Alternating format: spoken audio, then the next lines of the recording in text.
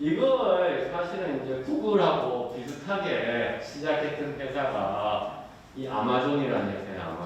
아마존. 구글 97년도, 아마존도 97년도 비슷하게 해요. 이 회사가 뭐냐면, 미국에서 최대의 그 서점이 있어요. 바른스 앤 노블이라고. 우리나라 뭐 교보문 뭐 이런 거 최대의 서점인데, 여기서 90년대 후반에 인터넷으로 책을 팔겠다 얘기하는 거예요. 바른스 앤 노블 같은 회사에서 웃기지 말아라고. 왜? 우리 서점에 왜 갔습니까? 우리 세계에는 서점에 가가지고 그냥 그 앉아서 그냥 보기도 하고 이쪽에 카페 같은 거 있잖아요. 그렇죠? 근데 인터넷으로 책을 사면 누가 그 책을 사겠냐 이렇게 생각한 거죠. 바른스 앤 노블은 그렇게 생각했어요. 근데 아마존에 있는 이 제프 베조스가 지금 전 세계에서 가장 부자죠. 이혼하면서 뭐 와이프한테 준 뭐 위자료만 해도 뭐 그렇죠?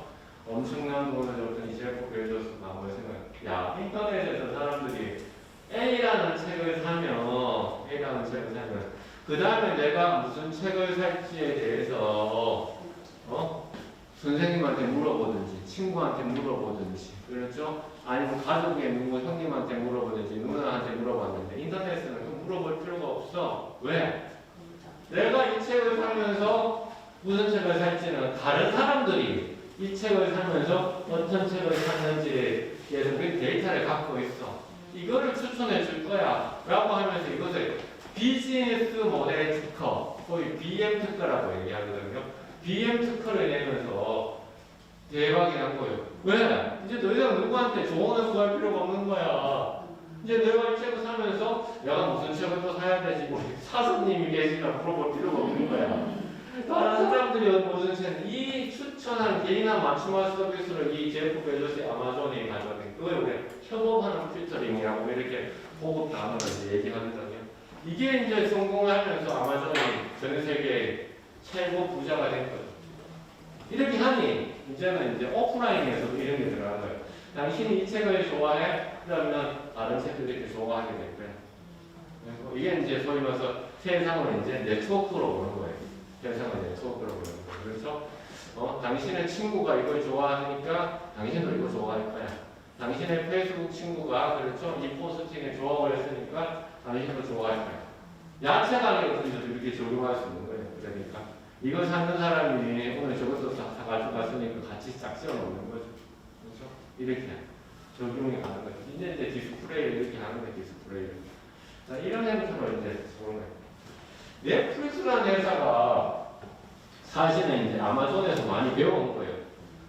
90년대 후반에 이런 중요한 회사들이 많이 생겨났어요. 넷플릭스도 사실은 97년도 이때쯤 생겨났어요. 넷플릭스도.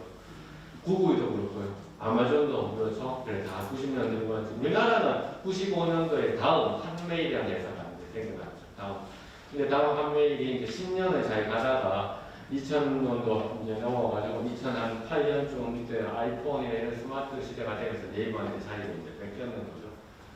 그래서 한 방에 이제 가고 있는데 넷플릭스도 이제 처음에는 이렇게 유명한 그런 회사가 아니었어요. 근데 이제 2007년쯤 그러니까 다 보면 2010년을 전후해서 세상이 많이 바뀌었어요. 2007년쯤부터 이제 자기네들이 온라인을 통해 가지고 비디오를 보여주는. 이제 이때도 정말 이제 미국에 이제 있었는데 이제 비디오를 빌리는 그런 가게들이 있었어요. 우리나라도 가면 만화하고 같이 빌려드는 거. 어느 순간에 없어졌잖아요. 어느 순간 없어지게 왜냐하면 인터넷으로 우리 이제 동영상을 이제 이용하고 볼 수 있는 그 회사인 거예요. 넷플릭스라는 회사가. 그런데 이 회사 아까 말씀드렸지만 이 데이터를 가지고 있었는데 어떤 데이터를 가지고 있었냐면 우리 이게 영화 보다가 뭐 좀 재밌거나 하면 잠깐 멈춰 해가지고 저 장면 뭔지 하잖아요. 그렇죠? 사람들이 언제 멈춤했는지 그 멈춤했는 거에다가 그 다음에 소위 얘기하는 알바생들을 뽑아서 그 멈춰있는 장면에 대해 상세하게 기록해놨어요. 이거는 놀라운 장면이야. 이거는 예컨대 뭐 성적인 장면이야. 이거는 화산이 폭발한 장면. 그런 장면이라다 다 데이터에다 옆에다 우리 흔히들 태깅이라고 얘기하는데 이 태깅을 다 해놓은 거예요. 그런 것을 다 데이터 만들어 놓은 거예요. 넷플릭스에서. 그 다음에 또 하나 넷플릭스에서는 야, 이 사람 보니까 유해진이 나오는 것만 계속 보는 거야. 그렇죠? 차승원이 나오는 것만 계속 보는 거야. 어떤 배우를 좋아하는지까지 다 이제 기록을 다 갖고 데이터를 갖고 있는 거예요. 그래서 넷플릭스가 이런 사람들의 행동 하나를 다 가지고 있으면서 또 어떻게 하냐? 우리가 영화를 보면 그 영화 포스터를 누가 만드냐면은 그 영화 제작사에서 만들잖아요. 근데 영화 포스터가 대부분 한 개밖에 안 나오잖아요. 포스터 한 개 나왔어요. 그렇죠? 한 개밖에 안 나왔는데 넷플릭스가 생각을 바꾼 거예요. 근데 이 사람은 영화를 좋아하는 것 같은데 유해진이 조연으로 나오는 영화를 다 보고 있는 거예요. 주인공도 아닌데. 그러면 이 소비자한테는 유해진이 영화 그 자체보다 더 중요한 거죠. 그러면 그 포스터에다가 유해진을 전면으로 다시 하는 거예요. 그러니까 다른 화면을 보여주는 거예요, 앞에. 넷플릭스 완전히 생각을 바꾼 거예요. 그러니까 사람들한테 이 사람은 그러니까 배우를 따라보는 사람인데 굳이 그 사람을 좋아하지 않는 배우가 주연이라고 할지라도 그것을 포스터로 보여줄 필요가 있다고 생각해요. 이게 한 이제 2년 반 정도 돼서 일은 알고 지금 도입을 했는데 이렇게 이제 데이터를 보는 눈이 있는 회사야 이게 이 회사가. 그러니까 넷플릭스가 그러면 요새 왜 한국 드라마에 대해서 이렇게 관심을 가질까요?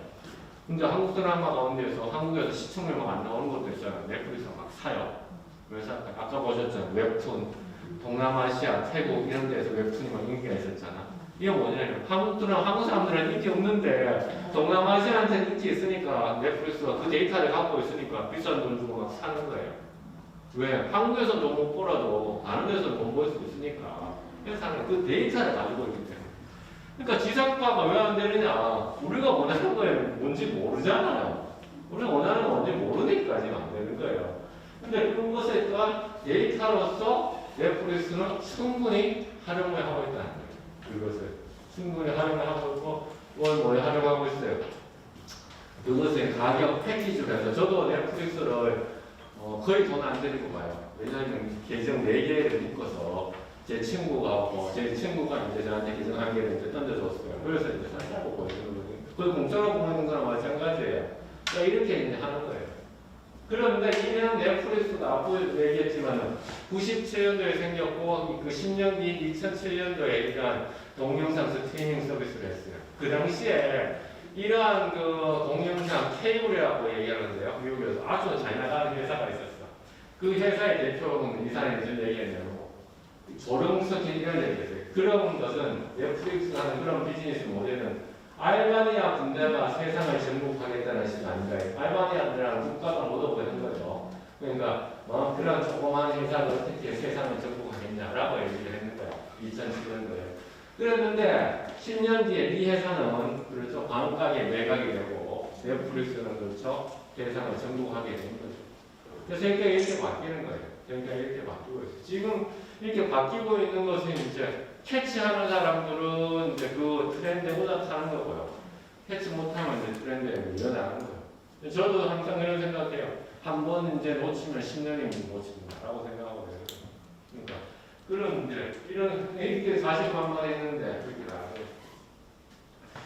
이런 데이터 얘기들은 이제 제가 이제 뭐 이래저래 했는데 오늘 매일신문에 1월 1일자 이번 매일신문 1월 1일자에 그러니까 코로나 시대 지성으로부터 듣는다 해가지고 이제 제가 이제 여기 김영하 대구 사회서비스관 원장님과 같이 대담을 했었는데 이제 저는 이제 되게 이때 대조가 됐던 건 뭐냐면은 저는 좀 이런 디지털 사회를 비판적으로 또 회의적으로 좀 많이 봤었어요.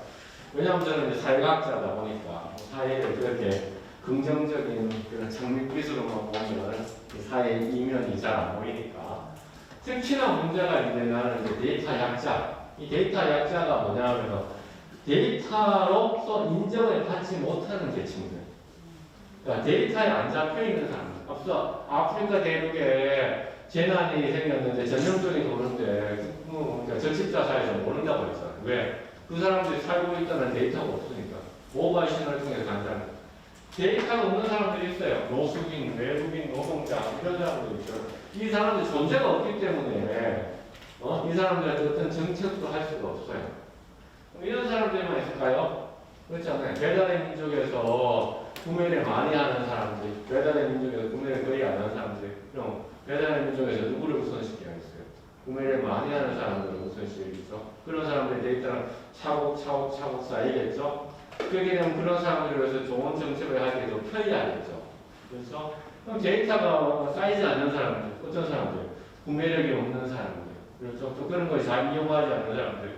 정말 불편하지만 그 사람들이 기록이 안 남아있잖아. 그러니까 뭐 풀 수가 없어요. 그래서 제가 이런 데이터 복지가 필요하다라는 얘기가 있어요. 데이터 복지가 필요하다. 그러니까 여기 김영아 우리 사회서비스 원장님도 자기는 사회복지학과 교수였는데 데이터 복지라는 거 오늘 처음 들어봤다. 근데 이런 데이터 복지가 이제 필요한 시기가 된 거죠.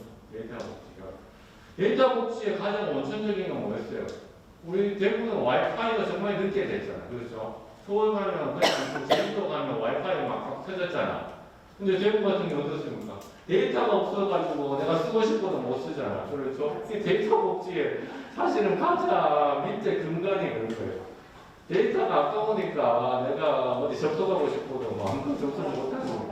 데이터 복지, 근데 대구 이제 뭐예요? 내가 근데 그거를 10년 전부터 우리 대구시에다가 얘기했는데 그런 개념이 안 잡혀있는 거예요. 와이파이라도 제발 좀 잘 터지게 해달라고. 그냥 그게 기본적으로. 그 다음에 데이터로서 이렇게 누락된 사람들이 많이 생겨나는 거죠. 이 누락된 사람들을 이제 찾아야 되는데, 이제, 그렇죠? 또 하나 문제는 뭐냐면, 필터 버블이라고 얘기하는데요. 필터 버블. 소위 이제 끼리끼리 하는 거예요, 끼리끼리. KBS 시사 다큐 중에서 이제 시사기획창이라고 하는 거예요. 엄청나게 여기 팬덤이 되어 있는 건데, 우선 이루어져야 하더라고요.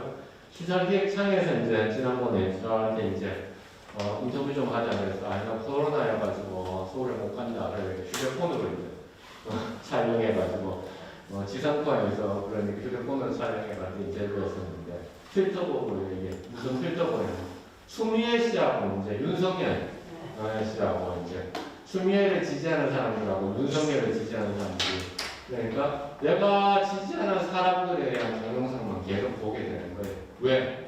유튜브에서 그렇게 만들어 놓은 거예요. 유튜브에서. 내가 재밌는 것만 보도록 계속 유튜브에서 똑같은 것만 계속 보여주는 거예요. 그래야지 왜? 사람들이 계속 유튜브를 찾을 거 아니에요. 그렇죠? 지금 우리나라 연령층에서 유튜브를 가장 많이 쓰고 있는 계층이 몇 살 연령층? 우리 초등학생일까요? 중학생일까요? 60대. 맞아요. 50 플러스는 50 플러스. 그만큼 유튜브를 많이 쓰고 있어요. 왜 많이 쓸까요? 유튜브에 일단 들어가면 빨간색으로 되어 있어요. 아이콘이. 빨간색을 쉽게 찾아서 유튜브 하나 내가 동영상 하나 봤어. 카톡에서 누군가 나한테 보내주고 한번 눌렀잖아요. 그럼 그 다음에 빨간색 누르면 또 비슷한 동영상만 내가 추미애 지지자는 추미애 강국에서 지지하는 동영상만 계속 보이는 거예요. 윤석열 지지자는 윤석열 지지하는 것만 계속 보이는 거예요. 그러니까 어떻게 합니까? 계속 자기 입맛에 맞는 걸 잘 찾아주니까 우리가 그러면서 이제 필터 버블에 빠진다라고 하는데 이거 자꾸 찾아주는 거예요. 그 다음에 지상파 뉴스 재미가 없잖아요. 재미가 없는데 여기는 각종의 진짜 재밌는 이야기를 많이 해주잖아요. 그렇죠? 그래서 이제 유튜브에서 그렇게 알고리즘을 짜서 하니까 50 플러스들이 가장 많이 쓰는 거예요. 유튜브에서 박한우 교수라고 하나 추가하는 구독 좀 해주세요. 네, 제 유튜브도 운영하고 있습니다. 박한우 교수 한번 들어가 보시면 나름 잠이 안 올 때 들으시면 잠이 잘 올 겁니다. 네. 자, 그래서 이런 그 문제들이 또 생겨나는 이런 것을 우리 소위 확증 편향이라고 하는데요. 근데 이 데이터를 처리하는 방식도 이제 두 가지가 있어요. SNS가 두 가지가 하나는 뭐냐면 새로운 것만 생기면 막 쏴주는 거예요. 화제도 일시적 관심사. 새로운 거 생기면 그걸 먼저 우선으로 막 보여주는 게 있어요. 막 우선적으로. 누가 그렇게 해요? 포털이 그렇게 해요. 포털은 먼저 새로운 것들 주로 먼저 위에 보이죠. 그런데 또 SNS, 유튜브 같은 거는 그게 아니에요. 우리 인게이지먼트라고 했는데 참여도 내 새로운 것이라고 해서 꼭 먼저 보여주지는 않고 내가 자주 보는 것들, 내가 좋아하는 것들, 내가 구독하는 것들을 먼저 보여줘요. 그러니까 페이스북도 그렇게 해요. 그래서 페이스북에 가끔 만나면 야, 이거 뭐냐, 얼마 전에 제주도 갔다 왔다면서 이렇게 얘기해요. 내가 제주도 한 달 전에 갔다 왔는데, 그러니까, 나 어제 봤는데 이렇게 얘기해요. 왜 그렇게?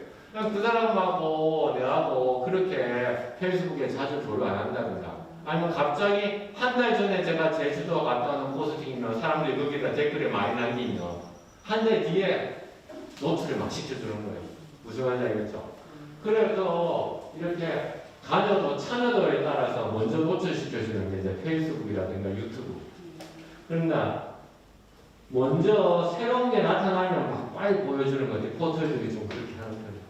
그렇죠? 두 가지에 따라서 틀려요, 사실. 이 알고리즘이라고 하는 것도. 그런데 이것에 대해서 요새 가장 논쟁이 뭐냐면은, 야, 그 알고리즘에 대해서 알려줘, 공개해, 라고 이야기하는 경우들이 많아요. 근데 회사에서는 싫어, 왜 알려줘? 일반 회사에서는 또 왜 그게 IT에서는 왜 공개 못하겠다고 얘기하는 거예요. 백종원 씨가 레시피 왜 공개해? 공개 안 하지. 알고리즘이라는 건 레시피 같은 거야. 요리법. 그리고 내가 회사 비밀인데 어떻게 공개하겠어? 라고 얘기하는 거죠. 그래서 이제 논쟁이 붙는 거예요. 얼마 전에 이런 일이 있었잖아요. 인공지능 이제 채팅하는 건데, 20대 여대생을 이제, 해가지고 20대 여대생이 하는 그 이름 이루다였어, 이루다. 그런데 여기다가 이제 사람들이 이제 이루다 이런 거 물어보는 거예요. 이제 왜 흑인이 싫어? 했더니 징그럽잖아. 난 인간처럼 생긴 게 좋다. 한국 서비스. 지하철 임산부석을 어떻게 생각해? 혐오스럽다. 동성연애자 어떻게 생각해? 진짜 혐오스러워 질떨어져 보이잖아. 그래서 이게 이 사람들이 카카오톡에 있는 대화 100억 정도를 그래서 이제 반탑을 해가지고 이렇게 채팅의 곳을 만들어서 서비스를 했어요. 이러다가 20대 여학생, 20대 여대생을 해가지고. 그랬는데 이제 사람들이 이제 예를 들면 이제 이렇게 질문을 하니까 이렇게 막 대답을 한 거야. 그러면 이러다가 이제 인공지능은 이것을 욕해야 돼요. 아니면 이러다가 그냥 이것을 알게 게 아니죠. 누구 보고 있어요? 카카오톡 대화, 우리가 대화했던 거 100원권을 가지고 가서 배워서 배운 대로 얘기해 준 거야. 그럼 그런 대화를 했던 우리들이 잘못이야? 아니면 그것을 그러니까 배워서 그냥 서비스를 준 이런 사람이 잘못이야? 야ță 그러니까 하차하게 했어요. 네, 하차하게 했어요. 그래서 뭐 조선일보 1면에 실렸어요. 조선일보 1면에 실려가지고 그래서 제가 이제 제 코멘트 같은 게 하나 달렸는데 조선일보 1면에 이제 실렸죠. 그래서 우리는 이제 이런 데이터를 처리하는 데 있어서의 어떤 이런 문제들이 되게 이제 이슈가 지금 되어가고 있어요. 이런 회사들도 이제 데이터를 이렇게 하는 데서 비용을 많이 들였잖아요.